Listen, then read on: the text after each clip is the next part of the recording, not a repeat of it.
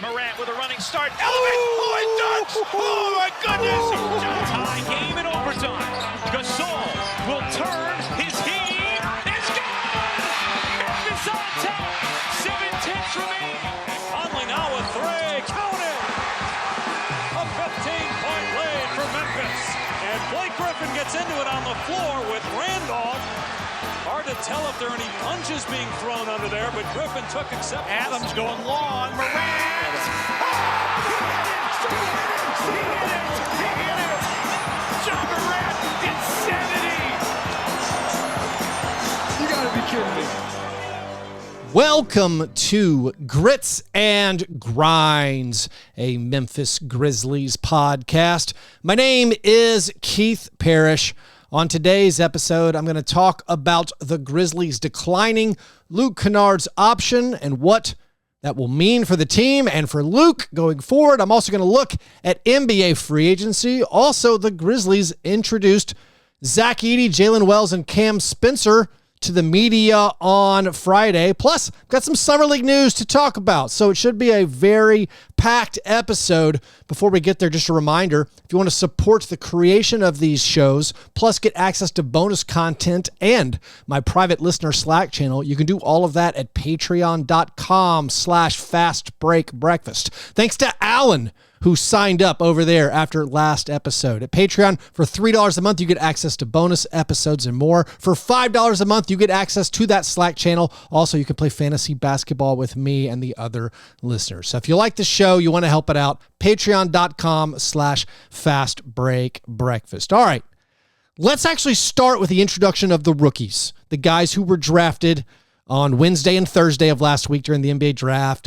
Zach Edey, Jalen Wells, and Cam Spencer. The press conference, not a lot of new information came out of that. I mean, we found out what numbers they're all going to be wearing. I do find this very interesting for whatever reason. Zach Edey is going to wear 14. Of course, his college number 15, unavailable. That belongs to Brandon Clark. I believe back in high school, he wore 33. Well, that's definitely not available for the Grizzlies. Of course, that's Marc Gasol's number. Not even mentioning Mike Miller's old number. But Edey is going to wear 14. Personally, I kind of like it aesthetically, how you have Ja at 12. You got Jaren at 13. You got Edey at 14. You got Brandon Clark at 15. I'm a fan of that. Jalen Wells going with 0. Lots of kind of fun players in Grizzlies history have worn 0 before. Of course, my guy, D'Anthony Melton, JaMychal Green, Drew Gooden going way back, Avery Bradley. As far as number 14s all time, I'm going to say the standard for Zach Edey being the best 14 in Memphis Grizzlies franchise history is very, very low. Here are all the guys who've worn 14 for the Grizzlies. Back in the Vancouver days, Eric Murdoch and Carl Herrera. I actually remember who both of those guys are. And then in the Memphis days, Andre Emmett, Lester Hudson, Xavier Mumford, Bryce Johnson, Omari Johnson, Gorgie Jang, who might be the best number 14 in franchise history. Then Danny Green, and last season, Jack White wore it for 2 games or something. Cam Spencer taking number 24. Apparently he's a bit of a hothead, highly competitive. Grizzlies hothead wearing number 24. Where have we seen this before? So he, of course, donning Dylan Brooks' old number. That number actually was worn twice last season. Both Jalen Noel and Lamar Stevens wore it. The other guys in franchise history, Terry DeHare, Othello Harrington, Mike Batiste, Bobby Jackson. So those are all the guys to wear number 24. As far as any other information that came out of this press conference, it was just everyone saying how they're excited to help and excited to be in town. Zach Kleiman did say they were hoping in the second round, maybe the top of the second round, to come away with either Jalen Wells and Cam Spencer. And he said he thought there was a 0% chance they'd be able to get both of them. And I'm sorry, I'm now doing the biggest eye roll in the universe.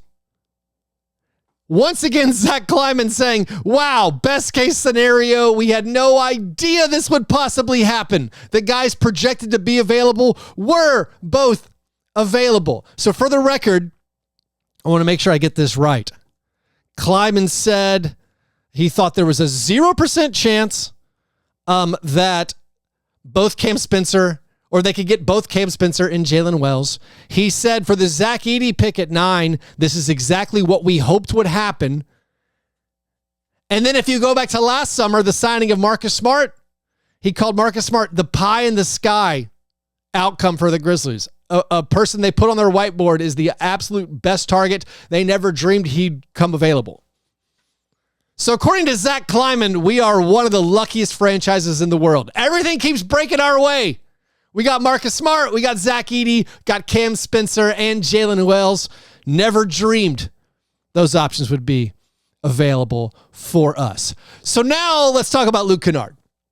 Luke Kennard's player option was declined on Saturday. I've been talking for weeks about how I expected this to happen. I was going to be very surprised if they picked up Luke Kennard's option. This makes Luke Kennard an unrestricted free agent. It seems like everybody else who covers the Grizzlies was sort of surprised by this. And I'll be real, there could have been something, or maybe there is something I was totally missing. I mean, I'll admit I was a little bit murky on like the first apron rules. I was worried once you go over the first apron, there's like things you lose that you don't get back, but you can go over the first apron. And then as long as you get back under the first apron, you're then allowed to use your exceptions and things. So like they could have kept that player option and briefly gone over the luxury tax into the first apron. And then of course you hope later to shed salary. Like then maybe they could try to salary dump Zaire Williams. Of course, then in that situation, there's more pressure. You lose some leverage because other teams know you're desperately hoping to get out of the luxury tax or the first apron. So that was an option available to them. Of course, any of my pie in the sky fake trades I come up with, they're a lot easier if you had Luke Kennard's salary, but I just could not comprehend this was a thing that Grizzlies would do. I've been asking for years for them to keep salaries around or overpay guys just so you have matching salaries and trades. They don't do it. I didn't think they were going to do it this time. Now, the feeling is that the Grizzlies are going to keep Luke Kennard despite declining his option. It makes sense. I mean, strategically, if you want to keep Luke Kennard, it does arguably make sense to decline it and sign him for less because $15 million, frankly, it's an overpay for what Luke Kennard offers, even I think on a team starved for shooting. You look at some of the other contracts that have been signed, and I'm going to, and you think about some of the other free agents who are out there who I'd argue are better than Luke Kennard. They're not getting $15 million a season. So the Grizzlies are hoping, it sounds like, to keep Luke Kennard. I think a reasonable guess for what his next contract would be is something like 3 years, $30 million. If it's fully guaranteed, I would maybe even be a little bit surprised. Maybe 3 years, $30 million, third year, half guaranteed, something like that. I'm sure Luke Kennard's agency, if they were to accept like $10 million per year, they'd probably want a player option on the third year. But that is possible. And the idea that Luke Kennard is going to stay, and of course it could happen at any moment. One of the difficulties of podcasting during free agency is just everything changes immediately. With like the few hours it takes me to create the video versions of these shows, like a lot can change in those few hours from when I record, from when like they're released on YouTube. Luckily the audio versions get up much, much faster. But like, the reason I think we're feeling that Luke Kennard is going to stay, it's not, for me, it's not that Woj said that both sides are eager to work out a new contract. I mean, for the record, Woj said just about the exact same thing about Mo Wagner, Joe Ingles, Kevin Love, and Seth Curry all on Saturday. Both sides very interested in working something out. Of course, Kevin Love, he did in fact re-sign with the Miami Heat. That's a little easier, though. You knew his salary was going to be close to the minimum. The Luke Kennard thing, it sounds like, again, there's an expectation that he's going to return. Jake Fisher reported that rival GMs think, or rival executives are expecting Luke Kennard to return to the Grizzlies. Chris Harrington, who is way more plugged in. He's actually plugged in, you know, with the Grizzlies as opposed to me, who's really not. Chris Harrington says his feeling is that Luke Kennard is going to come back. But still, I mean, maybe a team could pry him away in free agency. I don't really see it. I don't see another team paying even $10 million a season for him. If the Grizzlies keep him, looks like your roster's done. Because we don't know the status of the contracts of the guys you drafted. Zach Edey, of course, going to be on a regular contract on the main roster. He's our 13th player. And then Jalen Wells, the 39th pick, my fingers are crossed he goes on a two-way. Maybe we kick Trey Jemison out of his two-way spot and Jalen Wells gets that. But like Jalen Wells likely could take the 14th roster spot. Then if Luke Kennard comes back, that's your 15th roster spot. And boys and girls, that is not at all what I wanted for the Grizzlies offseason. I would dispute it's what anyone wanted this offseason. I would say if you asked anybody about their dream offseason for the Memphis Grizzlies, no one said, I hope we keep 13 players off of last year's team and then add 2 rookies. This is the thing I joked about with Sean Coleman. I called it the goalpost challenge. You can't go into the offseason saying, man, I hope we get a veteran big or we sign a veteran wing. I hope we sign a proven NBA player who can shoot or who's a big. And then we also use our 9th pick on somebody. You can't say that. And then when the Grizzlies don't do that and they bring back their top 13 from last year plus 2 rookies, you can't say that was the successful offseason you were dreaming about. Of course, the offseason just started. The Grizzlies roster for playoff purposes has until this upcoming NBA trade deadline to be done. Like they could create a roster spot by moving Zaire Williams. It seems like looking at the roster now, you could move off of Zaire Williams. Like looking at the roster now, I think it's worth asking, and this might be a futile exercise with everyone expecting now that Luke Kennard is going to return to the Grizzlies. Just looking at the roster right now, I'm wondering what's the best player the Grizzlies should be targeting? What's the best player you should get? Even if it is de facto Luke Kennard's coming back, or that's the assumption, is that the best use of the Grizzlies roster spot? Is that the best use of the Grizzlies money, of their resources? I don't think so. Of course, I'd rather keep Luke than lose him for nothing. But if you look at the players on the team, with your guards, you got John Morant, Desmond Bane, Marcus Smart, and Derrick Rose. You got Scottie Pippen Jr. on the two-way. Cam Spencer, drafted to be a shooter. I mean, he's the spitting image of Luke Kennard. I mean, sort of. He's 6'4", white, blonde kid, shooter. He also looks exactly like Taylor Jenkins to me. But those guards, you're pretty well set. And even, like, you might consider Vince Williams Jr. a guard. I usually do. But let's just call Vince Williams Jr. a wing. And so, like, you look at those guards, that's a lot of minutes already taken. Between John Morant, Desmond Bane, and Marcus Smart, that's a lot of your minutes already taken right there. Then you look at the wings. You got Vince Williams Jr., G.G. Jackson, John Conchar, Jake LaRavia, Zaire Williams, and Jalen Wells, your second-round pick out of Washington State. Obviously, a lot of unproven talent. It's pretty green. I have extremely high hopes for Vince Williams Jr. I also have high hopes for G.G. Jackson. Are those guys going to make another leap? Can we depend on those guys in the playoffs, in the postseason? I think you're maybe lacking proven NBA experience there. Then you look at the bigs. You drafted Zach Edey, and you're returning Jaren Jackson Jr., Brandon Clark, Santi Aldama, and maybe you're bringing back Trey Jemison on that 2-way contract. When I just look at the depth chart right now, it does not scream we need another undersized shooter. For me, it screams we need a big still. I think it's very useful to look at the roster and say, okay, how does this roster look right now if John Morant or Jaren Jackson Jr. misses a game? John Morant misses games. It's a thing he does. But so like a game with no John Morant, you would hope collectively with Desmond Bane, with Marcus Smart, with Derrick Rose, with Scottie Pippen Jr., with Vince Williams Jr., even with Conchar, you'd have enough ball handling where you could do it by committee and you could survive that. When I look at the front court, and this goes back to some of the concerns I had about even the Edey pick, just looking at the front court combinations, they're a little bit iffy when the combination does not include Jaren Jackson Jr. I mean, maybe Santi Aldama and Zach Edey will be a useful front court pairing. Should be good on offense, but I have massive concerns about that defensively.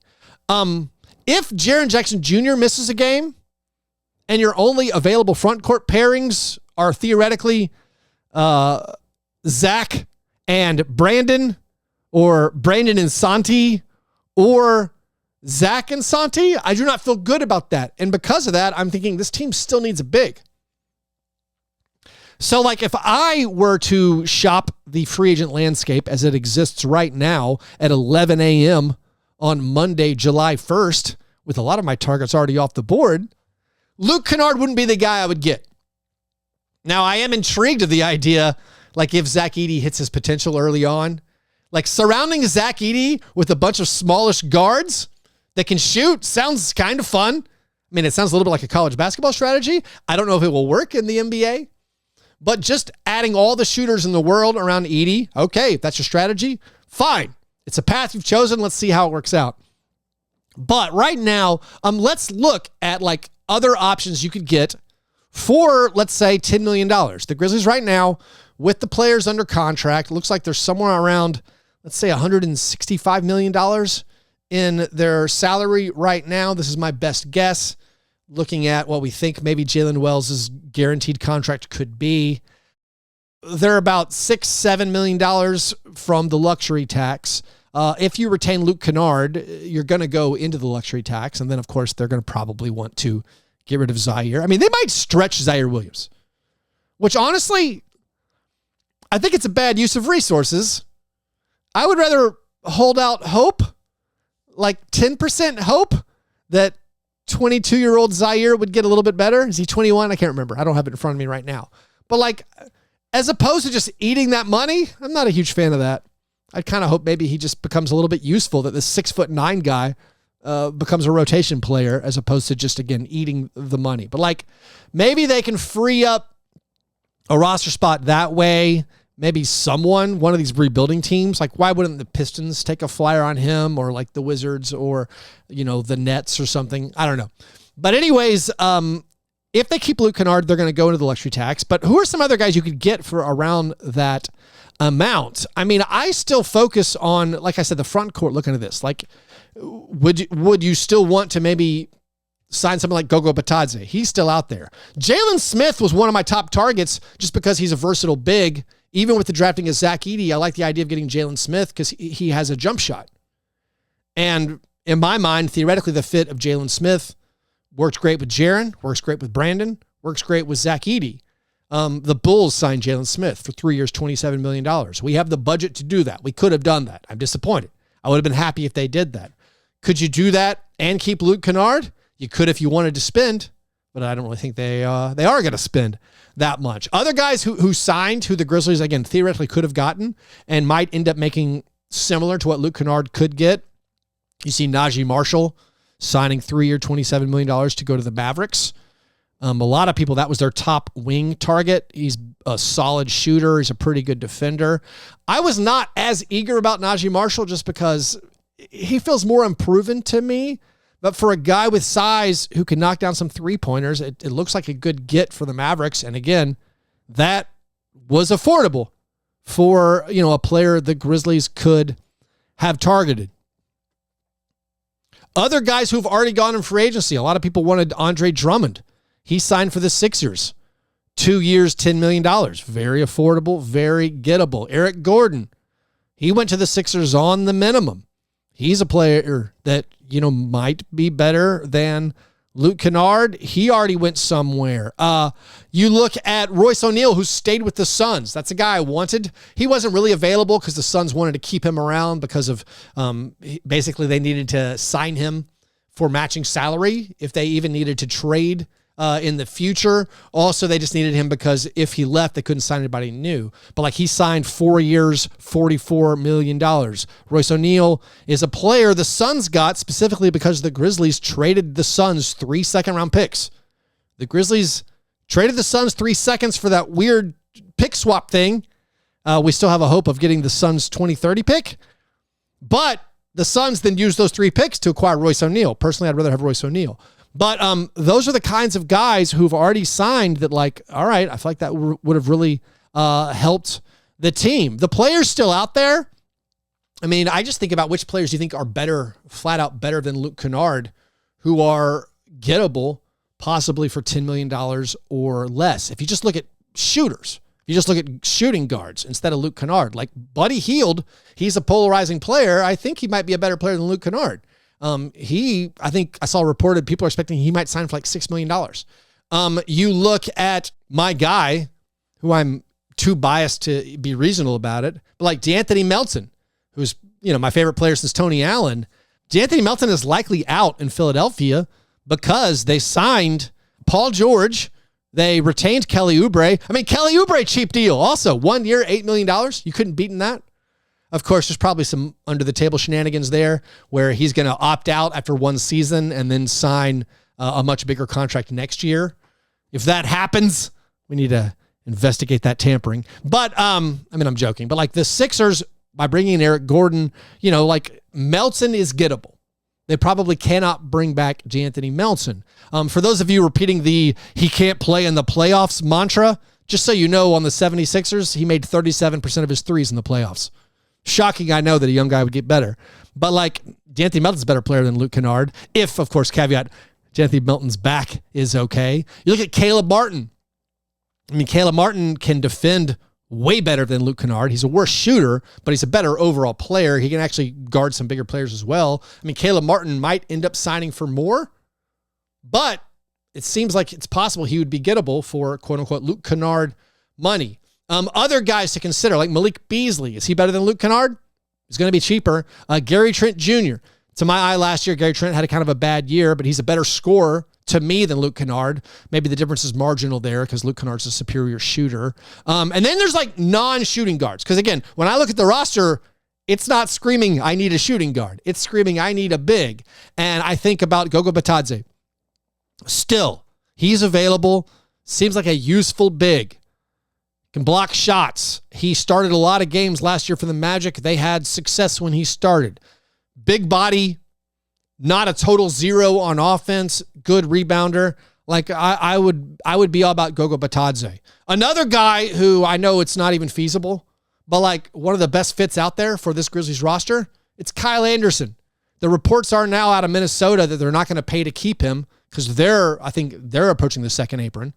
If Kyle Anderson wants a similar contract from what he got the last 2 years, around $9 million a year, guys, we know Kyle Anderson fits great in a front court with Jaren Jackson Jr. He fits great in a front court with Brandon Clark. By the way, we even know that Kyle Anderson playing small forward with the Brandon Clark, Jaren Jackson Jr. 4-5 combination, one of my greatest combinations ever for the Grizzlies.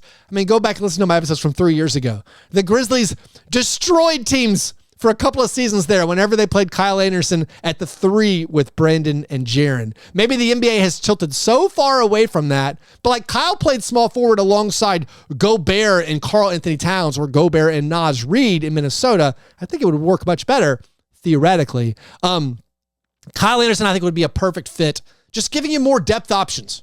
You can start Jaren and Edey, but having a guy like Kyle, playoff proven, who has been one of the most successful regular season players the last 3 seasons, just looking at team win totals, because, last 2 years on Minnesota, year before that, the 56-win Grizzlies, he'd be an amazing fit, but that bridge has probably been burned, and they can't go back there. Other players I think worth mentioning, and again, I probably just wasted 15 minutes for no reason because it looks like Luke Kennard's coming back and possibly the Grizzlies roster is done. But other players I think they should consider.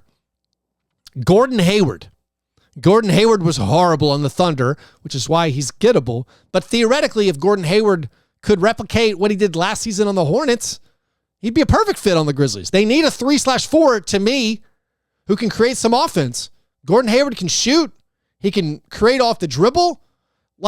Gordon Hayward, even old Gordon Hayward, when healthy, important caveat, would be a really, really strong fit for the Grizzlies. I think people want to bring up Precious Achiuwa and James Wiseman. Both guys with Memphis connections. Precious Achiuwa, maybe the Knicks would want to try to retain him, but he's no longer a restricted free agent. They did not give him a qualifying offer. So Hartenstein is going to the Thunder. Maybe the Knicks want to keep him. But Achiuwa is just a big guy, kind of okay rebounder. He's a guy you would never start or want to start, but he gives you depth options. James Wiseman, of course, he's burned out of, the Warriors and the Pistons and might just flat out be terrible. But there's a part of me that is more interested in what if we can resurrect James Wiseman's career just because of the positional need and the scarcity of bigs on the team? that feels more important to me maybe than getting Luke Kennard. I'm not going to argue with you if you feel differently. I'm not even sure I feel differently. I just wanted to like throw that name out there. Other guys like Paul Reed, good chance he gets waived by the Sixers. So like Paul Reed could be available. That is a non-shooting, just a hustle type big player, a guy who gets steals and blocks and rebounds but can't score at all. Sadiq Bey is a guy who's injured, who tore his ACL in March. So he's not going to be available, until like February, probably, maybe January at the earliest. Sadiq Bey, you could argue, is an average player, but for me, position of need, 3/4. He's a spacer just by his 3-point volume. Rebounds fine. And then other guys like Mo Wagner, Dario Saric, Daniel Tice, even Joe Ingles. Those are all, I think, useful, interesting players to monitor. I would rather have them on the main roster than, say, Jalen Wells, if we're talking about that. But we're making some assumptions here. If Jalen Wells is not on a two-way deal, and then if they keep Luke Kennard, which all signs are pointing towards that, your roster's pretty full. You have to create a roster spot, but still, some of these guys like again, Daniel Tice, Joe Ingles, I think could help this team. You sort of need, I feel like you need more depth. You need more proven NBA players. And of course, our goals this summer were to get guys better than Santi Aldama, Zaire Williams, and John Conchar. And I don't think we've done it yet. But anyways, there is more to talk about still with this Grizzlies team. We got news about Zach Edey's participation in the Olympics, and there's other stuff to go over. I'll do that right after this quick break. Underdog Fantasy is a unique fantasy gaming experience where you can play fantasy sports for cash. I've been using it for almost a year and a half. They have every single sport, including soccer and the WNBA. I use it mainly for the NBA and NFL. If you sign up for Underdog Fantasy using my promo code FBBF, Underdog will match your opening deposit up to $250 and also give you a free pick. So if you want to try out Underdog, use that promo code. It's a great time to do so. Remember, FBBF, or click the link in this episode's description.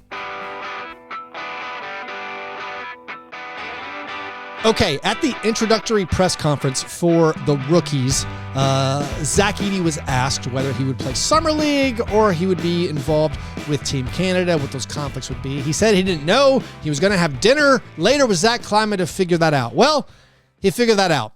Zach Edey released a statement saying that he is not going to represent Team Canada at the Olympics.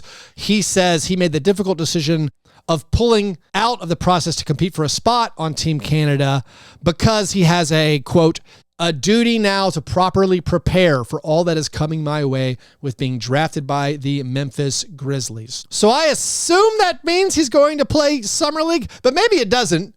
Maybe it means he needs to physically work on other things for the season, but it sounds like to me he's going to play Summer League. Also, the Grizzlies are really hurting Team Canada as now they have, I'm assuming, strongly recommended to Zach and Brandon Clark not to play for Team Canada. By the way, the Warriors forbid Andrew Wiggins for playing for Team Canada, so they're losing players left and right.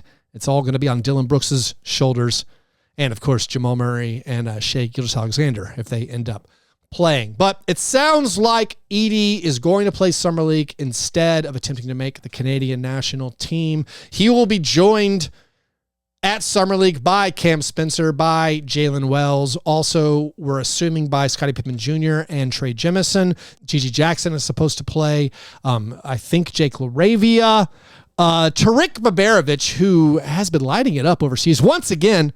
He said months ago, actually, that he's not planning to play Summer League or not going to play Summer League. Maybe that is just because he's doing, I believe, the Olympic qualifiers right now. He's not going to be there.